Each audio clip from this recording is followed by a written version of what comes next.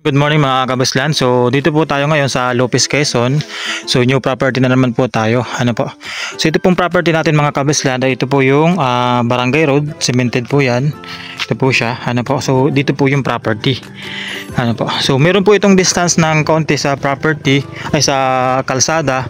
Pero goods lang po yun para sa kung sakali mag-expand po kasi yung kalsada na to, hindi po masasakop yung property nyo.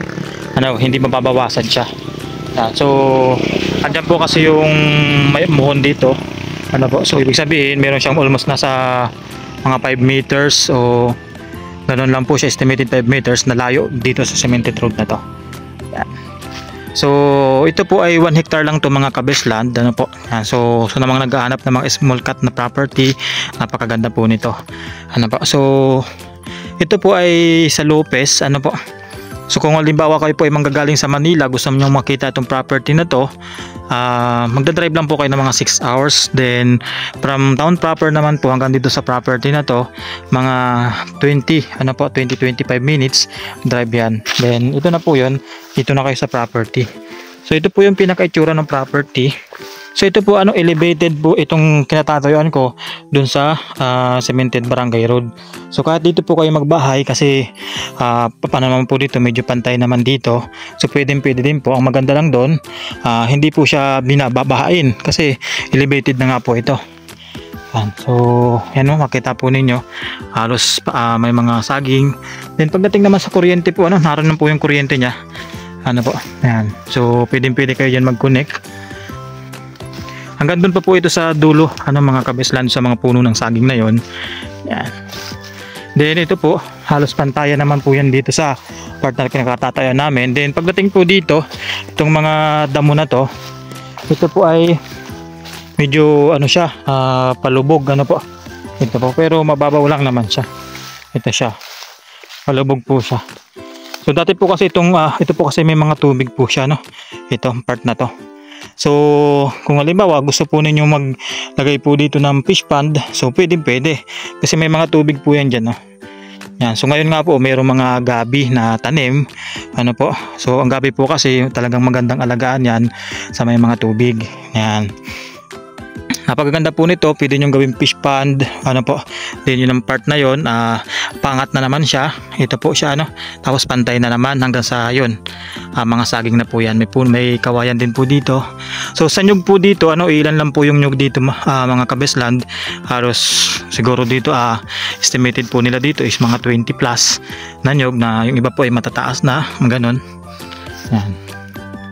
So ang ganda po nito mga kabislan sa mga kabislan po natin dyan na naghahanap ng small cut property, tabi ng kalsada. So maganda po ito, So ito pong part na to, yan, ito yung kung kayo gagawa po ng bahay dito, dito kayo maninirahan, pwede po. So itong part na to ang pwede nyong gawa ng bahay. So masasacrifice lang po itong mga ilang nyug na to. Yan.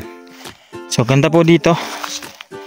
Yan. So pagdating po sa tubig, meron naman po ditong linya ng tubig din na malapit din po sa kalsada. Then kung halimbawa ayaw po ninyo maggastos masyado, so pwede naman po kayong kumuha ng tubig deep well, kasi maganda naman po at may mababa po yung tubig dito. So hindi na po kayo gagastos ng malaki. Ang paghanap sa tamang paggamot para sa inyong pangkalusugan ay hindi dapat maging problema. Kaya naman, nandito ang ideal choice pagdating sa healthcare and medication needs. Welcome to Butika Pangmasa! Hatid sa inyo ng Value International Foundation Incorporated at ng G-Link Harvest Corporation. Your trusted source of medicine for branded and generic medicines, herbal and nutritional supplements at marami pang iba. Magtayo ng sarili mong butika sa abot kayang halaga. Mura at dekalidad na produkto na pasok sa inyong negosyo. Hindi lang yan! Meron tayong team of experts and professionals na handang magbigay ng komprehensibong gabay sa pagtayo ng sarili mong butika. Pinadali ang proseso para sa'yo. Dito ka na sa dekalidad at garantisado. G-Link Victorious Pharmacy. Ano pang hinihintay mo? Mag-inquire na!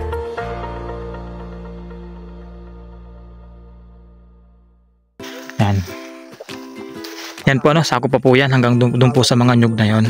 Ang ganda po nito mga kabeslan. So kung gusto po ninyong mag-schedule ng tripping, message lang po kayo. Ano po?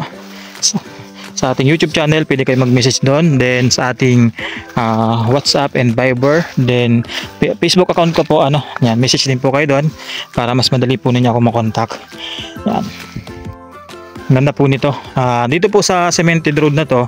So alam mo papunta po tayo ng town proper.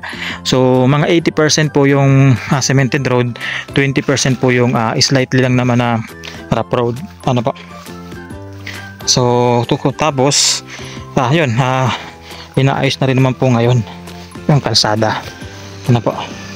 So napakaganda po nito mga kabeslan.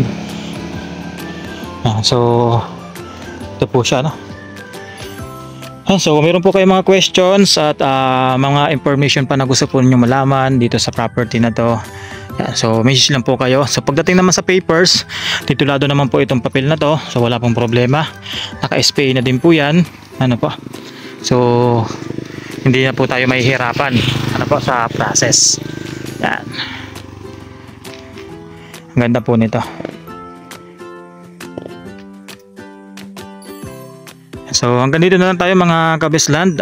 God bless po sa lahat and ingat po palagi.